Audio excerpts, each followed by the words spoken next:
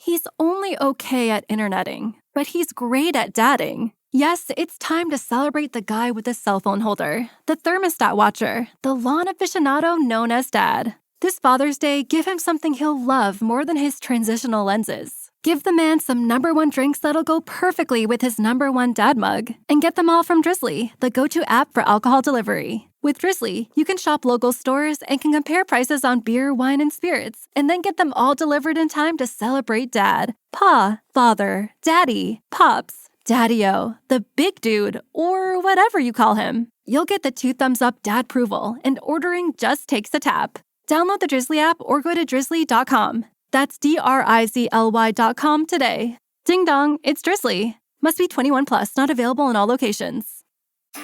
The new Chevy Silverado HD puts you in command. Own strength with its enhanced available Duramax 6.6-liter turbo diesel V8. Own the lake with its available advanced towing technology. And own technology with an available 13.4-inch diagonal touchscreen. The new Chevy Silverado HD. Own work, own play, own life. Learn more at Chevy.com. Find new roads. Chevrolet.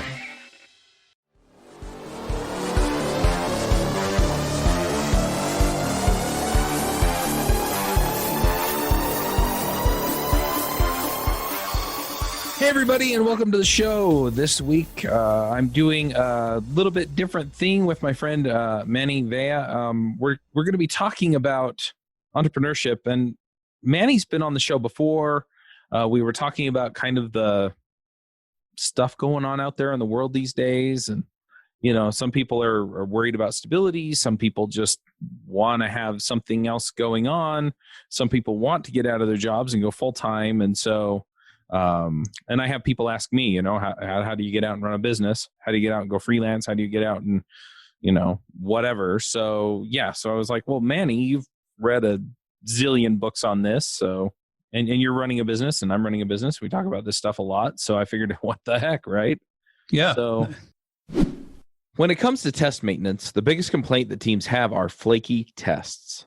Tycho is a Node.js library built to test modern web applications. It creates highly readable and maintainable JavaScript tests. Its simple API, smart selectors, and implicit weights all work together toward a single goal, fixing the underlying problem behind flaky tests to make browser automation reliable. Tycho is open source and free to use. Head to tycho.dev and get started. That's TAIKO.dev.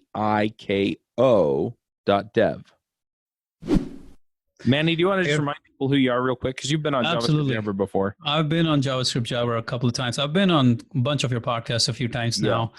And I think I've been on React and Ruby Rogues and all of those. So just to think through this with you, Chuck, both of us are programmers. I used to be a programmer in my past life.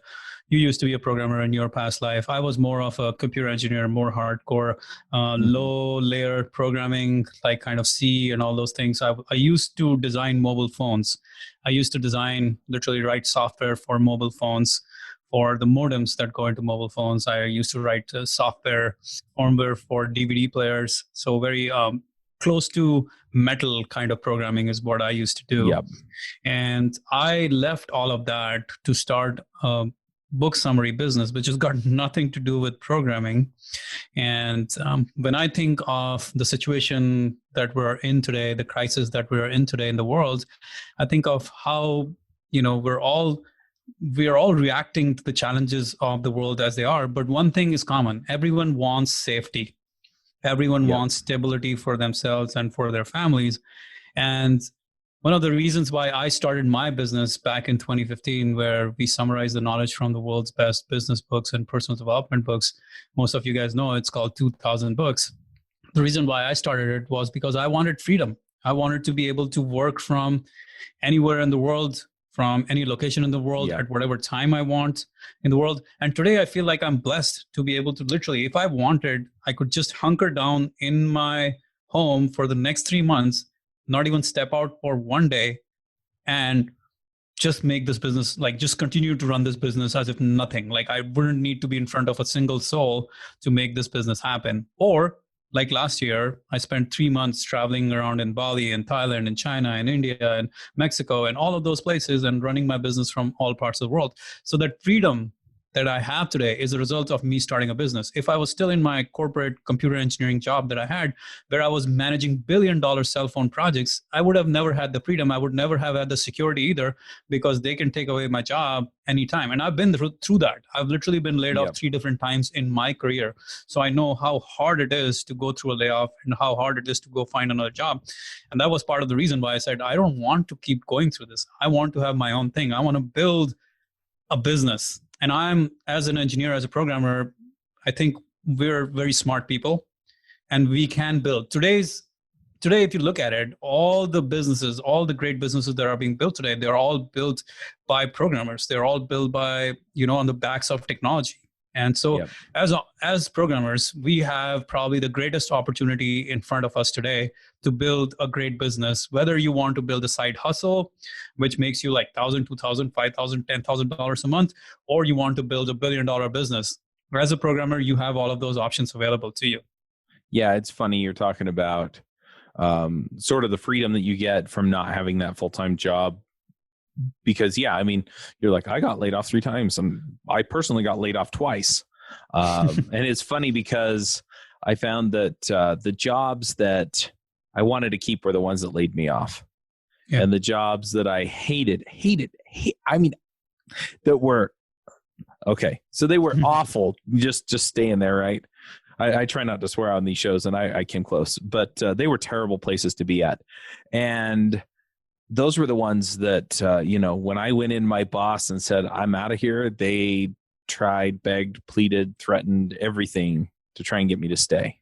One of my bosses, I called him up in the morning and I was like, dude, I need to talk to you, and I'd rather do it in person. And he's like, okay, I'm on my way into the office. And I called him again a couple hours later, and he said, well, let me finish up my round of golf. And then I called him a couple hours later, and he's like, well, I'm just finishing lunch. What do you want? And I said, dude, I am quitting. Today is my last day. And I was in charge of the big project for the company, right? And so then he came in, and that tells you what kind of boss he was, right? He was only hands-on when it was painful. It's amazing how he chewed me out for 2 hours because I was trying to quit. Yeah, it's amazing how, the idea of freedom that we have, as you and I have, and maybe a lot of our other friends who have businesses, it's completely separate from what is possible for an employee today in today's day and world. And more and more, like almost every company is saying, hey, you need to work from home, but also the realization that businesses are going down, Dow is falling, all of those things, like the stock indices are falling. So people are beginning to see the pinch, even if people are not seeing it right away. As the money starts to freeze up in the market, we're going to run into a lot of challenges. I don't want to be a fear monger. I mean, you and I were talking just today, we were talking on our mastermind group about how one of the great books of all time, Good to Great, that you and I both have read, one of the great principles in that book. It's one of the greatest entrepreneurship books, in my opinion. But one of the principles in that is the Stockdale paradox, the idea that, and I don't want to go into the full story of maybe I should. So Jim Stockdale was a prisoner of war. He was a prisoner of war in Vietnam, and Vietnam were he was a U.S. Navy fighter pilot whose plane was shot down. He crash landed into Vietnam, and those prisons of Vietnam were like torture chambers, literally torture chambers. Very few prisoners of war would make out of them. And what Stockdale found was that there were 3 kinds of prisoners, and only one kind of prisoner actually survived. So the 3 kinds of prisoners were the ones who were very pessimistic. They were thinking, oh my God, this is the worst situation I could be in. This torture is horrible. I can't survive. Well, guess what? They did not survive. All those people are on Twitter. Yeah, exactly. All those fear mongers are people who are like, oh, the hell is falling and everything, and we may not survive. That's the pessimist. The other side is the optimist, the rose-colored glasses. There are other side of the people on Twitter who are saying, oh, this is not a big deal. Nothing's going to happen. I'm still going around. I'm still going to do everything. I'm not buying anything. I'm not going to do anything. Well, what Stockdale found out was that people who had literally the prisoners of war who had rose-colored optimistic glasses on, they didn't survive either, because they were always thinking, oh, I will be released by Christmas, or I'll be released by New Year, or I'll be released by Easter or Thanksgiving or Christmas. And they just died of hope, right? Mm-hmm. So they didn't survive either. The third class of prisoners, the ones who survived, were the ones who had what's called optimism that I will survive. They had the faith, the blind faith that I will get through this no matter what. But on the other hand, they were realistic. They were able to see the situation as it was, that these torture chambers are painful. They are horrible. This is hard. Life is hard. I accept that it's hard. I accept that it's going to be hard, but I will still survive. And that is what we need as entrepreneurs. That's one of the biggest lessons we can take away as entrepreneurs. And that's in the book, Good to Great. You and I both love that book. But that's such a fundamental lesson for today's life. Don't be pessimistic. Don't be optimistic. You got to live in the zone of Stockdale paradox, where you know you will survive. You have the extreme faith that you will survive. It's not just blind optimism, but also you know it's going to be hard. That means you're going to have to bring your very best every single day. I'm literally planning, like I'm thinking, what happens if for a year business gets really. How much toilet paper do you have, Manny? Only 2 boxes. Oh, okay. Just 2. Only 2. That's all he could fit into his car walking out of Costco.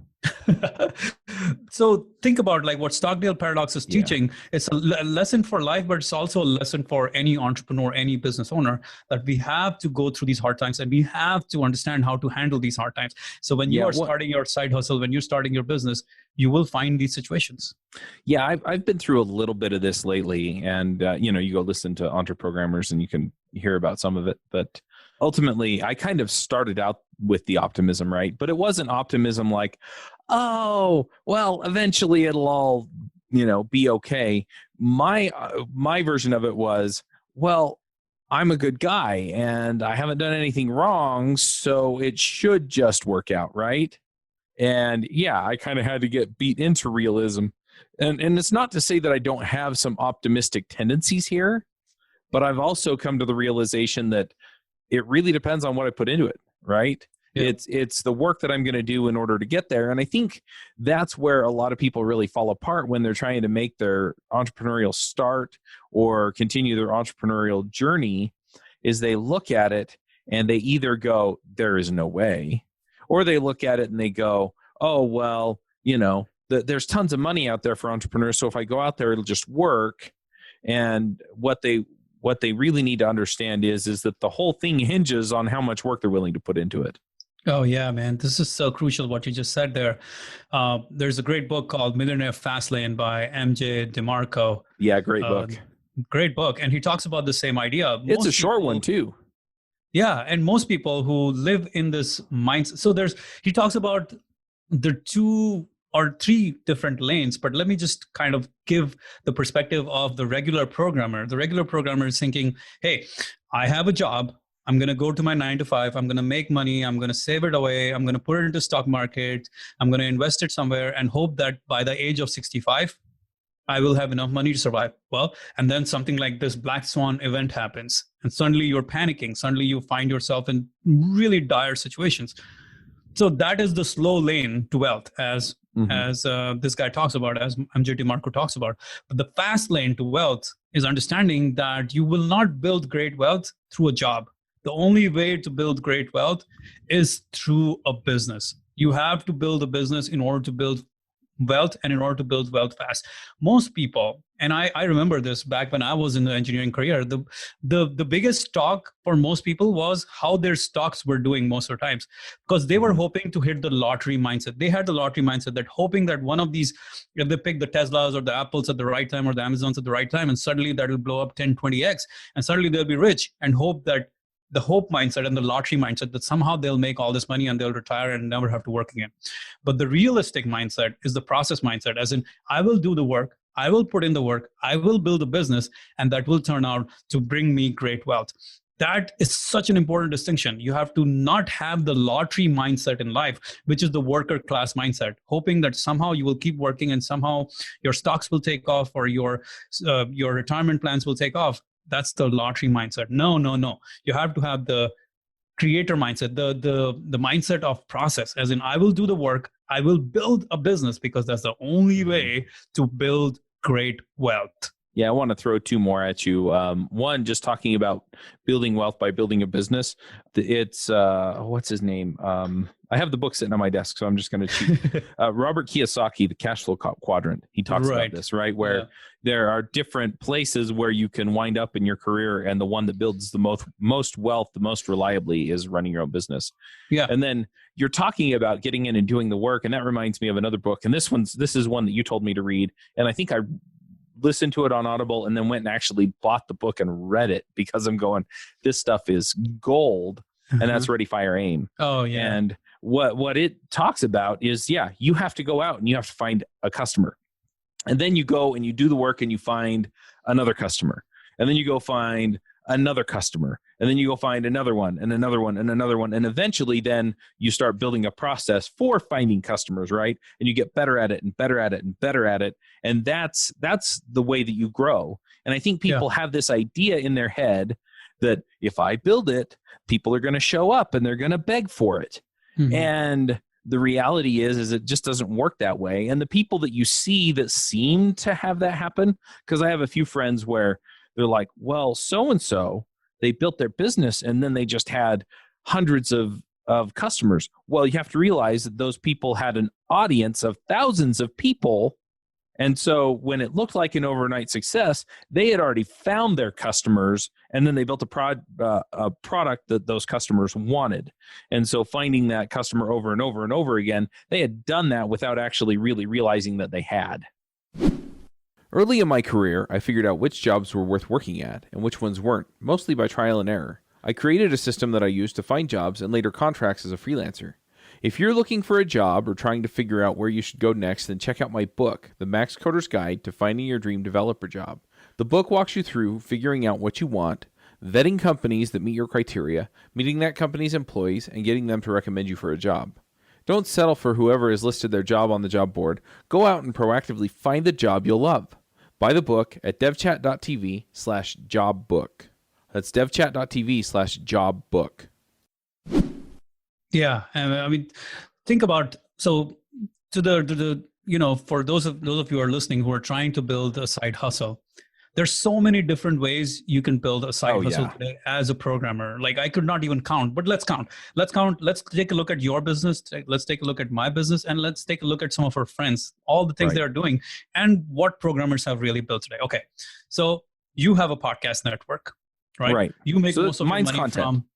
Yours is content-centric business. Yeah. You make most of your money from sponsorships, advertising, and affiliate marketing.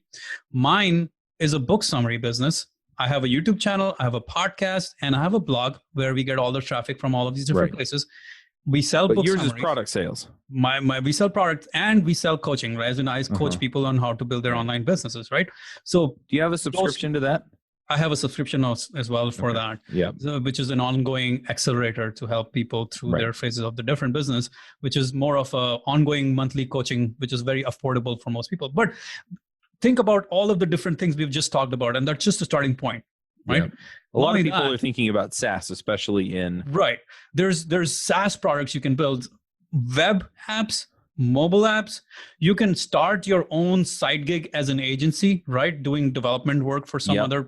I did that for like 6 or 7 years. Our mutual friend, John Sonmez, that's how he cut his teeth. Like he literally started to do side hustles where he was like a freelancer and he was making $300 an hour by being able to market himself by building a blog, right? Just by building a blog, he became so successful. He was charging $300 an hour. Yep. Not only that, he also made millions of dollars on selling courses on Pluralsight. Yep. Programming courses on Pluralsight. So the the outcomes that are possible are endless, especially as a programmer today, because you can build something. You can build a technology, you can teach a technology, or you can literally bank your expertise. You can do the work. You can build an agency. You can build a blog. You can build a podcast channel. You can build a podcast. You can build a YouTube channel. You can do courses. You can create courses on Udemy. You brought up Udemy and Pluralsight, but Wes Boss sells his own courses on his own website. Scott Tolinsky, same thing. Level Up Tuts. You've got Kent C. Dodds does workshops. Ryan Florence does workshops on React. I mean, there are all kinds of opportunities out there, right? online conferences, in-person conferences. You literally, if you look at your credit card bill, anyone who's listening or watching, you're probably spending money on all of these things anyways. You're probably spending money on certain SaaS products that you could have built yourself. You're probably spending money on learning about specific technologies that you are an expert at some other technology, and you could be selling that expertise to the world. Why are you not doing that? Especially in today's world where I cannot trust. I think as an employee, one of the biggest reasons why I left my job was because I couldn't trust my employers anymore. I'd been laid off 3 different times. I just didn't believe they had my best interest at heart anymore. I knew I had to stand for myself. I had to build my own thing. I think I came to the same conclusion, right? Because it was like, oh, these people want to keep me. And if I have to stay here another day, I'm going to put a hole in the wall.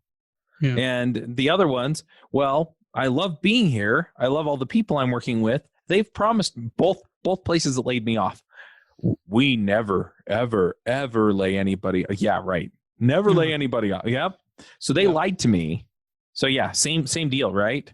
Employees are the most vulnerable in this environment because you have no control. Yeah, but in a lot of cases, depending on where they're at, they do have the option to go to another employee's situation. Right. And that's the most control you have. Yes. But as a business owner, you're a sovereign person now. You own your destiny. Yes. And the thing is, like what we're talking about is building a side hustle. Like literally for me, the book that changed it all was the 4-Hour Work Week. Right? Oh, interesting. Yeah. I used to work 16-hour days until I got the book, the 4-Hour Work Week, as a gift. And the title was very interesting to me. So I was like, what? 4-Hour Work Week? What does it mean? So I started reading and I could not stop reading. I was like, this is fascinating. And that truly spoke to me because of my situation, because I had been laid off a few times and I could already see that I wanted to go and start a business. But I was also concerned about starting a tech startup because I knew that if I started a tech startup, I would be beholden to other, investors and all this stuff, and my movement would still be very limited. My parents live in India. I want to be able to go see them whenever I want. So this kind of business really appealed to me, like building a blog or a YouTube channel or a website, like building content first business, and then literally using that to build a following and sell courses, sell all sorts of products and services. 4-Hour Work Week for me was seminal to really believe that it was actually possible to have a business, have an online business, which I could run from anywhere in the world. Literally made that dream a reality last year, spending 3 months traveling while running the business. Yep. Yeah, so, and I'm kind of in the same boat. I mean, I have 5 kids. So, when they're in school, it's a little hard to move around, but that's a constraint not from my business, right? It's from life. But yeah, I want to go travel. I want to go see places. I think last year I got silver medallion status on Delta because I'd gone to so many conferences, a lot of which it actually paid me to come. And so that's always good. Of course, in our current situation, nobody's paying me to show up. I had one company that was nobody's traveling anywhere, not on the fence, and they emailed me and said, yeah, we're not going to book your travel because we're moving the conference to September. But I mean, you kind of get the idea, right? And so, yeah, to me, that was a lot of freedom, being able to interact with the people I want, being able to meet the people that I like. Because honestly, most people, I send them an email and say, I'd like to meet you. Do you want to come on the podcast? And I get to meet the people I want, right? And so I have that flexibility. In the summer, if we want to take off and go on a vacation, we can.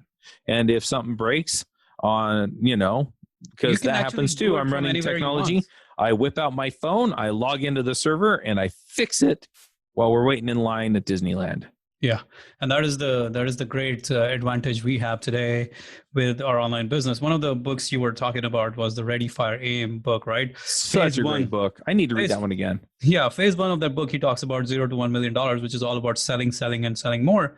But like only recently, one of the members of my business accelerator, he reached out to me saying, hey, I want to sell more. What do I do right now? Like, how do I sell more? And I asked him, like, what stage of business are you in? He's like, oh, I'm just developing this mobile app and I need to start selling it. I'm like, have you gotten product market fit yet? He's like, well, what is that? I'm like, well, you need to go read Lean Startup before you jump into Ready, Fire, Aim. Oh, that is a classic book too. And it's really great, not just from the standpoint, because a lot of the books that are out there, they kind of give you high level ideas on how to do it right. And so it's like, you need to be doing these kinds of things. But lean startup is extremely focused and tactical. And so it's, you want to know if you have product market fit? Here's how, right? And then you want to know if, now that you have market fit, you want to know what to do next. Yeah. Here's how you do it, right? And it's all focused on what the feedback you get from your customer. That was a seminal book for me, because literally the whole philosophy of lean startup is the idea that how do you start a business on as little money, as little resources as possible? How do you validate your business, and how do you literally scale your business on minimum amount of money possible? What's the way to test it? How do you do it the fastest and the cheapest way possible, right? Mm-hmm. So when I first launched my first product, it was an information product. It was summaries of the greatest books on building mental toughness. Mm-hmm. And you would argue that doesn't really need lean startup quote unquote methodology, because that's more suited to technology business. But no, I used the exact same principles of lean startup to launch my product. What I did, and this is instructive for anyone who's listening today, no matter what kind of product you're building, this is what I did. So to do a book summary package of the 40 greatest books on mental toughness, at that time, it would have taken me 3 months to build out the whole product before I could even go to market to try to sell it. But the problem with doing something like that was that if I built the book summary package of 40 greatest books on building mental toughness, and I spent 3 months, what if I spent 3 months building the damn product and nobody bought it? Yeah. Nobody cared for it, right?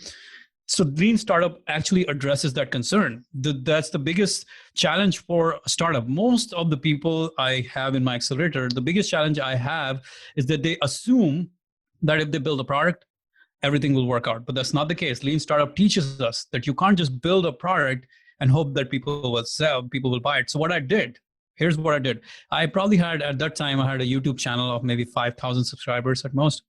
Uh-huh. I just put out a simple video on one key to building self-esteem, like the number one key to building self-esteem. And there was just one little idea from one of the books that I had in the mental toughness program. Literally put it up there.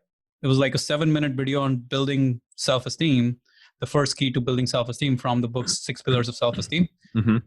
There was a 7-minute video, and at the back of it, it was a 1-minute pitch for my mental toughness book summary pack.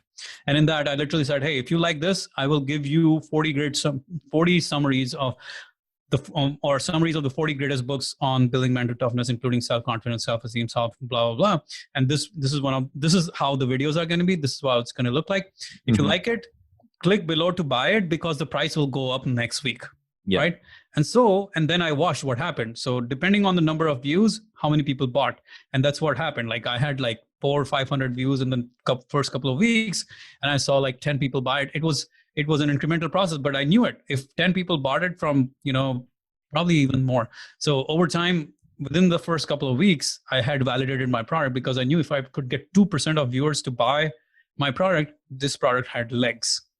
Mm-hmm. And what I did was, when people bought it, all they got was an email saying, hey, the product will be ready. And I actually told them in the video that the product is not ready right now. It will be ready in 3 months from now, but that is why you're getting a discount. That's why I'm giving you a giant discount. Right. And literally when they signed up, it was just when they landed on the page, it was a simple page with a PayPal button saying, pay $29 here or something. They paid it. They got an email saying, I'll send you the details 2 months later, 3 months later. So imagine this. All of this testing, instead of doing 3 months of work to figure out if I would be able to have a product, I literally just spent a day or two to validate the product. And that's exactly the idea of lean startup in some ways. How do you get product market fit? Right. So I got product market fit with such a quick test compared to what I would have done if I had not known the idea of lean startup and the idea of product market fit. I would have made a lot of stupid, dumb mistakes if I had not read a lot of these books as I was building the business. Yep. So go ahead. Yeah, it's interesting too, because we had a conversation a little bit about Gary Vaynerchuk's Crush It, right? And you were like, man, that one changed my life. And I basically said, well, it felt like so much fluff to me, right? And what it really boiled down to is that I think I was just not in a position to take advantage of it, right? I had been paying attention to Gary Vaynerchuk. I picked up his book when it came out, but I was freelancing at the time, right? And so he's talking about stuff that just didn't really click for me. And so I'm going, it's motivational, but it's not, it wasn't what I needed at the time, and so now I go and look at some of the stuff that he's put out since then, as follow-ons. And the way that he talks about those books, I'm like, yeah, that's really relevant to me. And so I think that's a big part of it. Then I go pick up another book like Clockwork, for example, or, when I'm trying to build systems around things, or the Checklist Manifesto or something like that.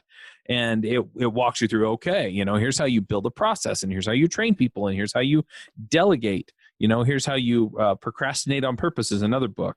So these things hit me in the place where I actually needed them. And that's the thing too, is there are a lot of great books out there, and a lot of them have the information you need for where you're at. And if you just start working through them, you can grow into the place you need to be. Yeah. As you go through them and as you find those lessons, they will start. The interesting thing is, what I've noticed now is that I'll read a book, and sometimes, just like what you said, Chuck, you might have felt like it was just motivational. What you did with Dev Chat, you subconsciously applied those principles, because you built a content machine, you built something around your passion, you built using a medium that you enjoy, which is talking to people rather than being on video or writing a blog. And then you went and monetized all of that. So you literally you read the book, you used those principles without knowing, without really realizing that you were actually doing some of those things that were already talked about. Probably what happens a lot of times is, as we read these books and as we read one book on top of the other, we start to expand our vocabulary. We start to expand what we understand, and we start to become so aware of all of these different ways in which we need to run this part of the business or that part of the business, that sometimes a book like that, we might feel like, oh, it's too early, or maybe it's too not, I'm not sure if I got what I was looking for. But believe it or not, later on down the line, suddenly it clicks and you're like, oh my God, he was so right. Are you stuck at home climbing the walls when you should be hanging out with the community at the latest conference to get canceled? Are you wondering where to hear your JavaScript heroes like Amy Knight and Douglas Crockford and Chris Heilman? After the cancellations, I decided to put on a JavaScript conference for you, online. I invited my favorite folks from around the web and got them to come speak at an online event just for you. Go to jsremoteconf.com and check out our speakers and schedule. The conference is on May 14th and 15th. The call for proposals is open until March 31st. Come join us at an online conference that we guarantee will keep you safe and keep you informed. jsremoteconf.com. Recently, I read Good to Great 6 years ago. One of the greatest books ever, right? It's a terrific book. I had summarized the damn book 6 years ago, and I went back and summarized it again because the idea of flywheel finally clicked for me. After 6 years, I figured out, oh my God, this is what he was talking about. If you say flywheel to me again, I'm going to scream. But you've been a victim of flywheel. I'll tell you that, in the sense we have forced that flywheel down your throat, more or less, or you have tried to. Yeah. You figured out that you need to have that flywheel, more or less, and that has, in some ways, hopefully created a lot more momentum in your business. You and I know that it has that flywheel momentum, it has. Right? So the books live with you, they grow with you without you even realizing that that's happening. The concept of flywheel finally hit me so hard. I was like, yes, you need to build momentum. You need to keep doing that thing, and you need to keep doing it more and more and more, simplifying the business, tightening up the flywheel more and more. And that's what you did. Maybe we can talk about that a little bit, how you applied the concept of flywheel. And so don't kill me if you don't like it. No, it's fine. So Manny and I talk every week.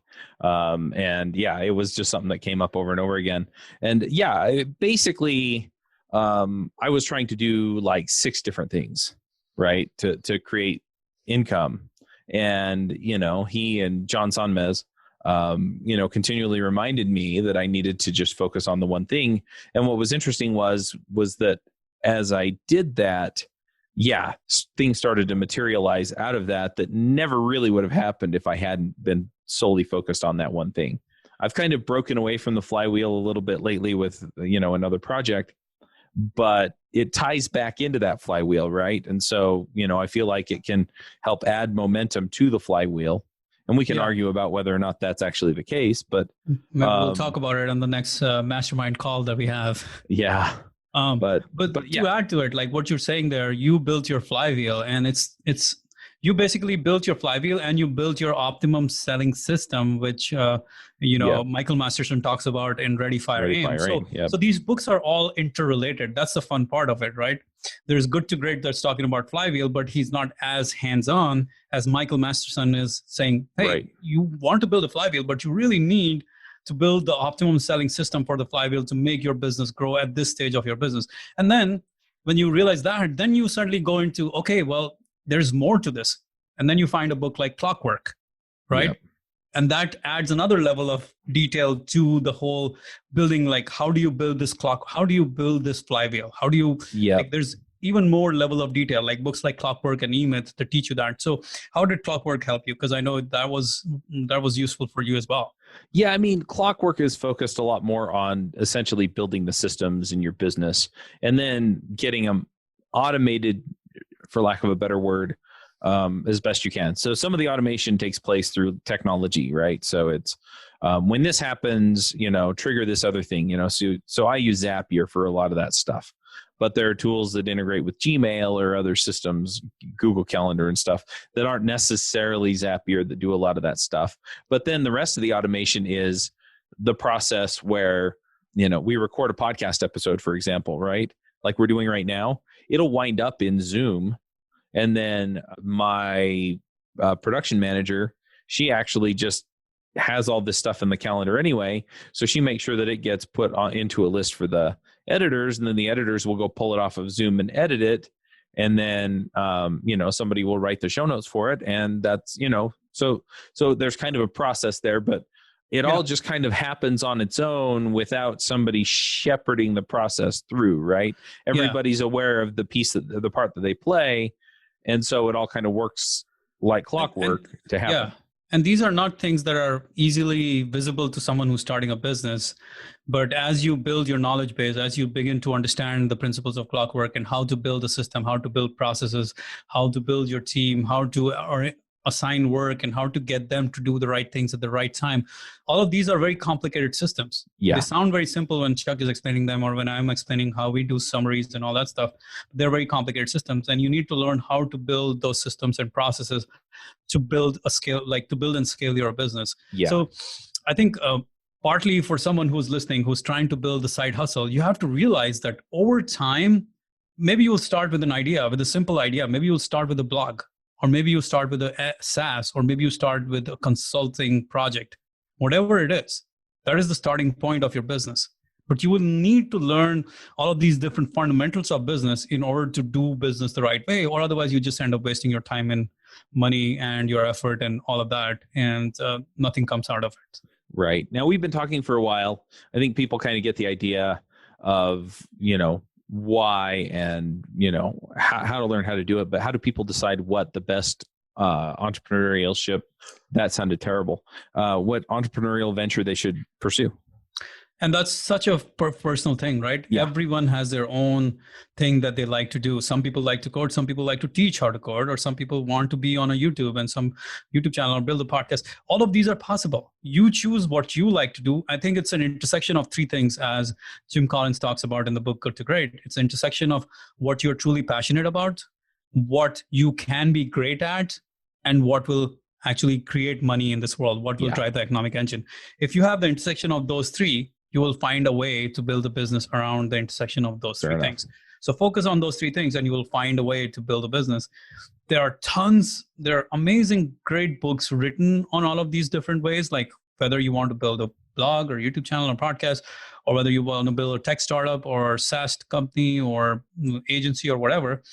But the fundamentals of entrepreneurship, like these are the things you need to learn in order to build a side hustle. Even if all you want to do is make $1,000 a month, you need to figure out how to build a blog. You need to figure out how to build an email marketing machine. You need to figure out how to build a course, how to launch a course. book like Launch will help you with that. How to Mhm. position yourself as an expert. Well, a book like Expert Secrets would help you with that.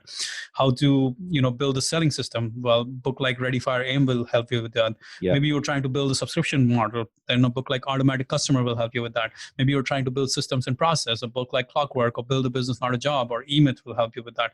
Maybe you're trying to become, scale your business. A book like Traction will help you with that. Maybe you're trying Yep. to bank on your passion. So a book like Crush It will help you with that. So there are books that have been written on all of these topics. That's a lot No of matter books, what man. kind of, a lot of books that you need to read to build a great business. Yeah. You can't run away from that. I was just watching Bill Gates's interview. He said he still he reads 50 books a year. He reads a book a week. Warren Buffett, the richest man in the world, he still reads 6 hours a day. Elon Musk, he literally finished reading all of his school library by the age of 15. Jeff Bezos, same kind of craziness. All of these richest people in the world, they're reading. So I know you do book summaries, and I'm assuming that you have a book series on entrepreneurship. And so, yeah, if people want to kind of shortcut the process, how do they get your shortcut for the process? So what I do, we literally create summaries of the world's greatest business books and personal development books. And recently we launched a package called the Entrepreneurship Book Summary Pack, where it literally summarize 50 of the greatest books ever written on entrepreneurship. Whether you're trying to start a business, whether you're trying to grow your business, whether you're trying to start a tech startup, or whether you're trying to start a blog or a YouTube channel or a podcast, whether you're looking for a business idea, whether you're trying to validate your idea or you're trying to scale, you're trying to hire employees, all of those topics are covered. Whether you're trying to innovate, you're managing your startup, you're growing, you're scaling, you're building a lifestyle business, building an online business, all of those things we've covered in those 50 book summaries. And people can go access that. I've literally summarized all of those books. They are in video format, they're in audio format, they're clickable mind maps. I'm a very logical thinker. I like to see visions visually, what a book is like. So the package has 50 book summaries, 300 of the greatest ideas on building a business, on entrepreneurship. That makes sense. You know what? I know you're probably going to give out a link, but my listeners are pretty used to me just setting up kind of a shortened link for them. So devchat.tv/something. Okay. So is there a keyword to this that you want to create it on, and then we'll just throw that out there for them? Let's do this. devchat.tv/hustle and the coupon code. So because you guys are listening, for all of those who are listening, for the first 50 people who sign up, because I'm not going to give this discount to everyone, only the first 50 people who sign up, I will give 40% off the package, 40% off the book summary package, the entrepreneurship book summary package. I want you guys to go and build great businesses, and I know this will help you a lot. By the way, Chuck, what's the coupon? The coupon code is HUSTLE. So devchat.tv/hustle, the coupon code is HUSTLE. So that's really simple. That's really straightforward. Build your side hustle. Now build a great business, whatever you do. By the way, I want to emphasize one thing for everyone who's listening. And since Chuck, you and I are friends, that they have a 180-day money back guarantee. So they can trust you, and they can trust me that if they don't like the product, they will get their money back. There's nothing to worry about. Even in the most dire circumstances and the most challenging circumstances, I still want to give people the ability to go use it to apply the principles, because I know even just one idea is going to be worth thousands of dollars to anyone who goes and applies it. So people don't refund our product at all because they know how much value is there. But I still give 180-day money back guarantee. And people well, I trust you to put together a great product. And honestly, you've summarized some of the best books that I've read on entrepreneurship. So yeah, all the books that we talked about today, by the way, all of them are summarized. And I've given you recommendations for books that have literally, like, you've read and reread, and we've talked about them, and I know that they have changed your business. Yeah, I either read or listen to, depending on whether I'm on Audible or on my iPad on the Kindle app. I probably go through 2 books a month. So yeah. I go through 7 books a week, but that's a separate thing. That's your own brain damage, dude. Yeah, I'm just screwing myself over by doing something like that. But yeah, for those of you who are listening, the first 50 people to use it, it's devchat.tv/hustle, coupon code HUSTLE. It's 40% off. And you guys enjoy it. 180-day money back guarantee. I don't know if I can do anything better for you guys to go give it a try. Just try it out. If you don't like it, just ask for a refund. I don't even worry about it. All right. Sounds good. Well, I've got a call in like 3 minutes, so let's go ahead and do some picks real quick. Do you have some stuff you want to shout out about on the show? Damn, man, we picked quite a lot of books. But if I were to give people one of the greatest books ever written on entrepreneurship, or let's say two, I'll give two: Good to Great and Lean Startup. The foundational books on entrepreneurship, no matter what kind of business you're building, blog or YouTube or whatever. That's it. Yeah, and I'll go ahead and throw out a couple others. And I know we've already mentioned a lot of these, but the one that I'm reading right now is Expert Secrets by Russell Brunson. And it's awesome. I'm really, really enjoying it.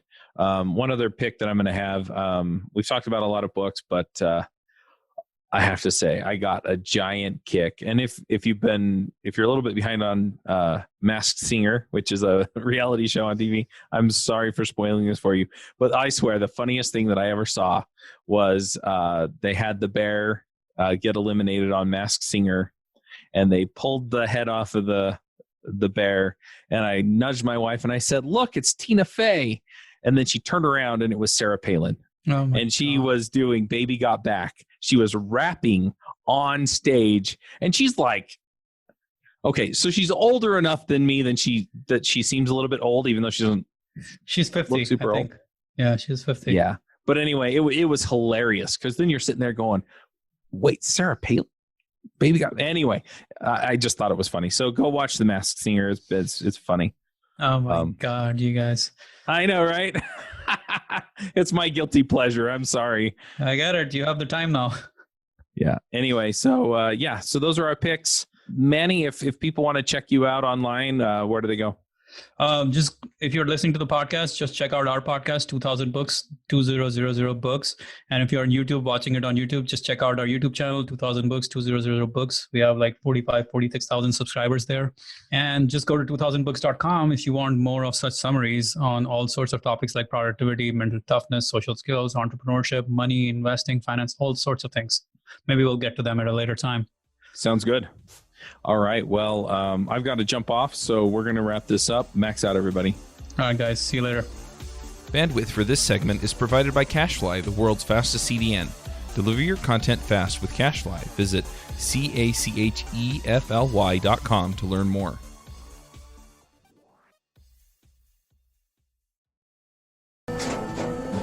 Tras un día de lucharla, te mereces una recompensa, una Modelo, la marca de los luchadores. Así que sírvete esta dorada y refrescante lager, porque tú sabes que cuanto más grande sea la lucha, mejor sabrá la recompensa. Pusiste las horas, el esfuerzo y el trabajo duro.